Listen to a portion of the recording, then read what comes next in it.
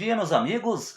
Bom dia, minhas amigas. Tudo bem com vocês? Espero que sim. Esse é o canal RN, o seu canal de notícias aqui no YouTube. Se porventura você ainda não está inscrito, eu te convido, para você se inscrever, para você ativar o sininho das notificações. Olha, gente, o conteúdo hoje aqui, ele tá recheado, de notícias. Vamos falar sobre a questão do 14º salário, vamos falar da antecipação do 13º salário, vamos falar em relação ao auxílio-doença, aposentadoria por invalidez, um comunicado especial para o BPC, inclusive sobre o auxílio emergencial. Gente, fique atento que tem uma novidade por aí, que é importante você prestar atenção, Mas, como sempre, desejar que seja bem-vindo ao meu canal aqui, agradecer o seu carinho, a sua paciência de todos os dias estar aqui no canal, sabe, gente? Tem pessoas muitas vezes que nem é do interesse o conteúdo do dia,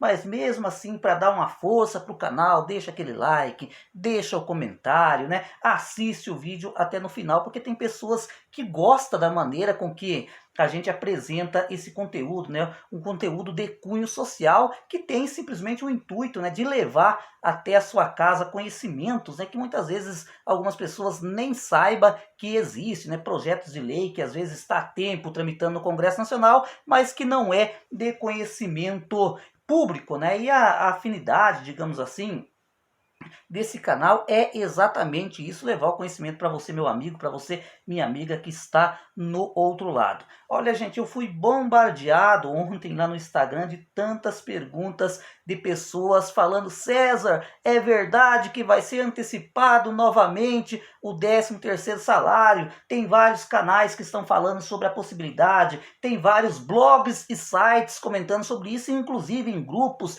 de WhatsApp, em grupo de Telegram, não se fala em outra coisa, tem se falado muito, digamos assim, em relação a isso. É fake news, César? Existe verdade? O que você pensa sobre isso? Olha, gente, eu nem respondi o pessoal lá, porque como foi bastante comentário, bastante pergunta nesse sentido, eu resolvi trazer aqui. Olha, o porquê, E de fato, eu andei pesquisando por aí, existe algumas pessoas já comentando, da viabilidade, da possibilidade da antecipação. Vocês lembram que por causa da pandemia da Covid-19, em 2020 foi antecipado, em 2021 foi antecipado. Agora, gente, esse ano, o cronograma de pagamento do 13º salário, nesse momento, está mantido para o finalzinho de agosto, começo de setembro, finalzinho de dezembro, comecinho de dezembro. Por enquanto é isso. Mas então você vai dizer: César, mas então quem está falando sobre uma possível antecipação do 13º está mentindo? Não, gente, não está mentindo. Por quê? Vocês viram, vocês que acompanham os telejornais, você que lê na internet, ouve rádio, casos de Covid estão explodindo no Brasil, ou seja, está aumentando, principalmente por causa da nova variante, a Omicron, que segundo especialista, ela é mais contagiosa, menos letal, porque a grande maioria da população já está vacinada, Mas é exatamente por causa do aumento de casos de Covid que muitas pessoas estão especulando que pode haver a antecipação do 13º salário. É importante frisar, gente, que por enquanto não tem nada de oficial, ou seja, as datas ainda estão mantidas como frisei. Finalzinho de agosto, começo de setembro, finalzinho de dezembro, começo de dezembro. Até o momento é exatamente isso. A não ser que, gente, suba demais os casos, que fique igual o ano de 2021, pode haver a possibilidade? Pode. E aí, o que eu penso? Que eu sempre gosto de dizer o que eu penso. Gente, eu particularmente, eu não acredito muito em antecipação do 13º salário. Eu acho que o governo vai seguir o cronograma oficial que já está pré-estabelecido. E também, gente, outras pessoas estão me questionando: César, mas pelo amor de Deus, fala alguma coisa sobre esse 14º salário.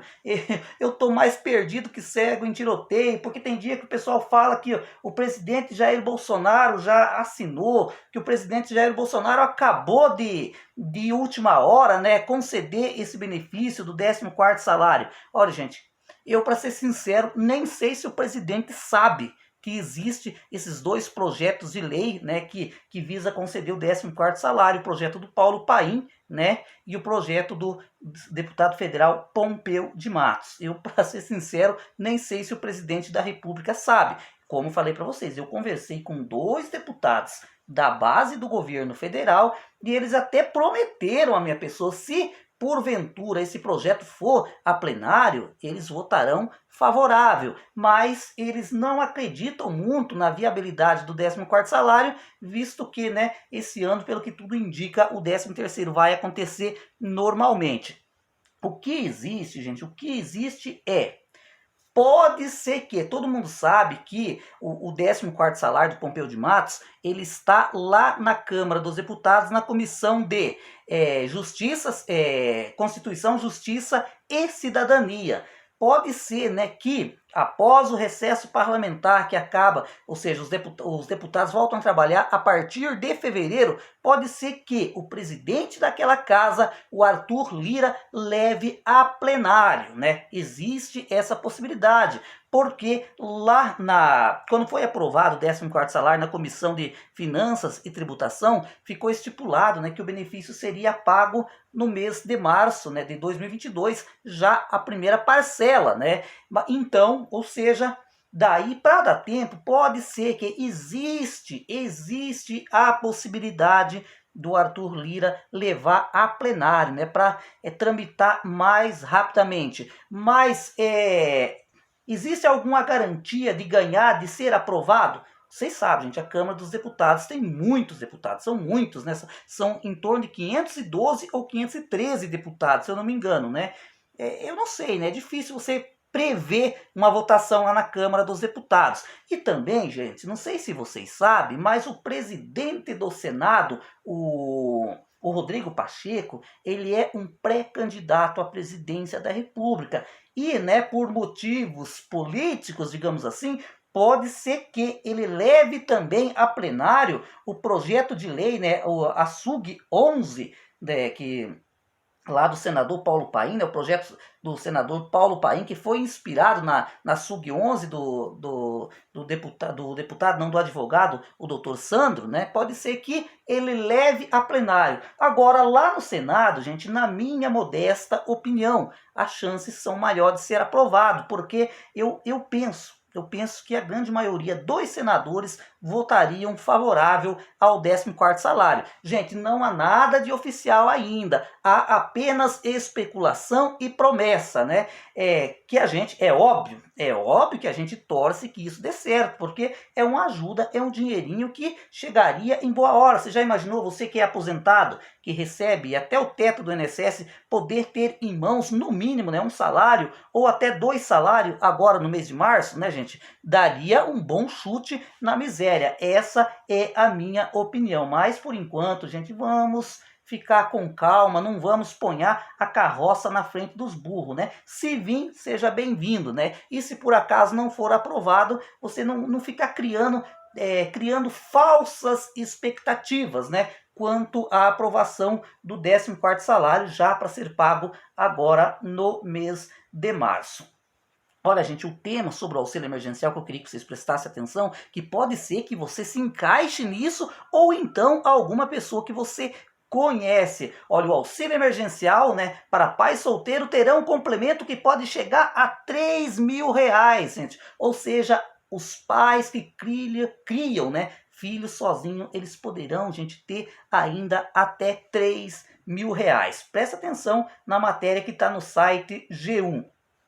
O governo vai pagar uma cota complementar do auxílio emergencial para pais solteiros ou chefes de famílias que criam os filhos sozinhos, sem o cônjuge, ou seja, companheira ou companheiro. O pagamento será o equivalente a até 5 parcelas de R$ 600, mesmo valor pago em abril e agosto de 2020. Agora que é o importante você prestar atenção quem vai ter direito. Para ter direito a esse complemento, o chefe de família deve ter sido beneficiário do auxílio emergencial pago entre abril e agosto de 2020. Ou seja, se você é pai solteiro, cria seus filhos sozinho, né? Talvez a mãe já faleceu, talvez você se separou, mas é você que ficou com os filhos e estava recebendo o auxílio emergencial entre abril e agosto de 2020 e depois teve seu benefício cessado, você é um forte candidato, né, a receber esse complemento, né, digamos assim, do auxílio emergencial.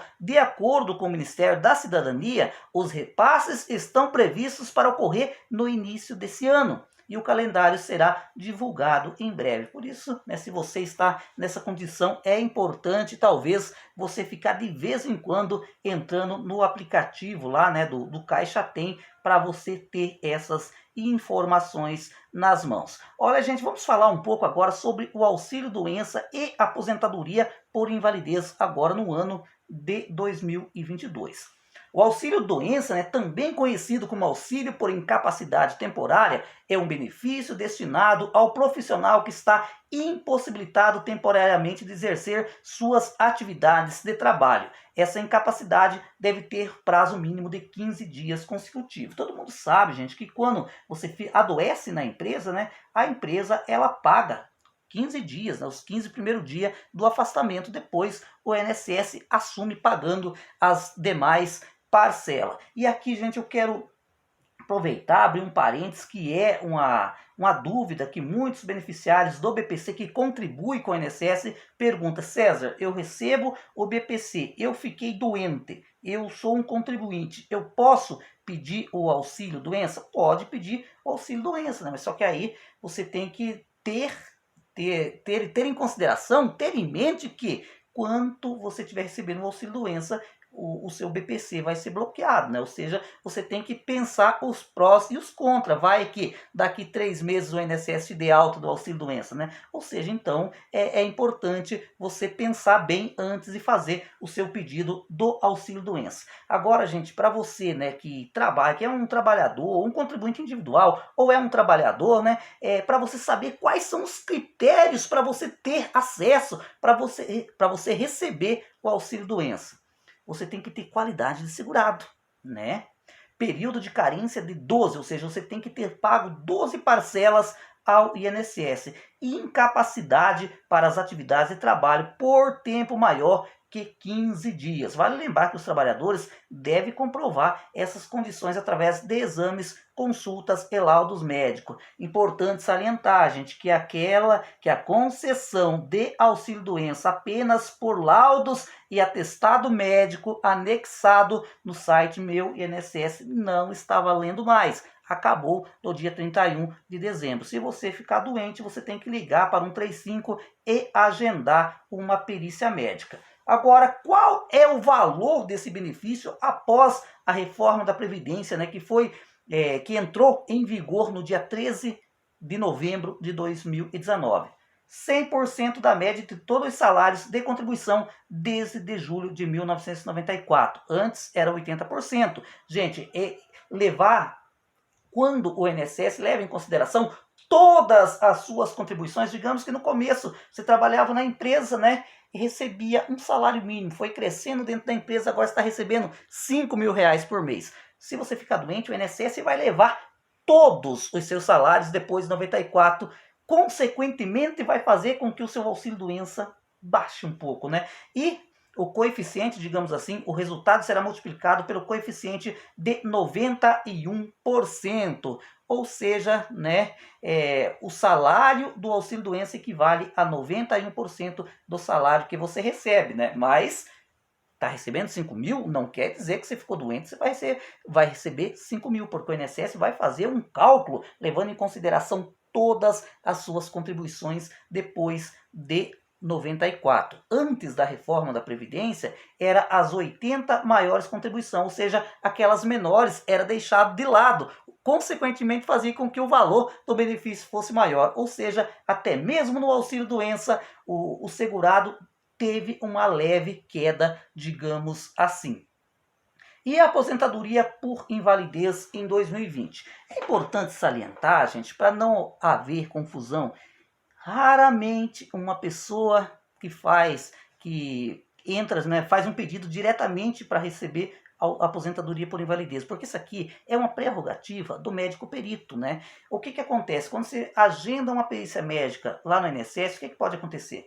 O perito médico pode, né, conceder o auxílio-doença, ou, né, dependendo da gravidade do seu problema, ele pode já de cara te conceder uma aposentadoria por invalidez, né, permanente, digamos assim. Ou então, talvez, um auxílio acidente, né? Mas, olha, gente, a aposentadoria por invalidez, né, depois da reforma da Previdência, ela passou a se chamar aposentadoria por incapacidade permanente. É um benefício garantido pelo INSS aos trabalhadores que estão impossibilitados de exercerem suas atividades laborais de maneira permanente, né? Não é temporariamente. Por exemplo, auxílio doença, você fez uma cirurgia, né? Talvez, acredita-se, né? Você tem esperança que daqui 2, 3 meses você tá bom, mas de repente você sofre um infarto, você sofre um derrame, você já não tem tanta certeza se você vai melhorar tão rápido, ou então um acidente grave de trabalho. E os requisitos para fazer o pedido da aposentadoria por invalidez.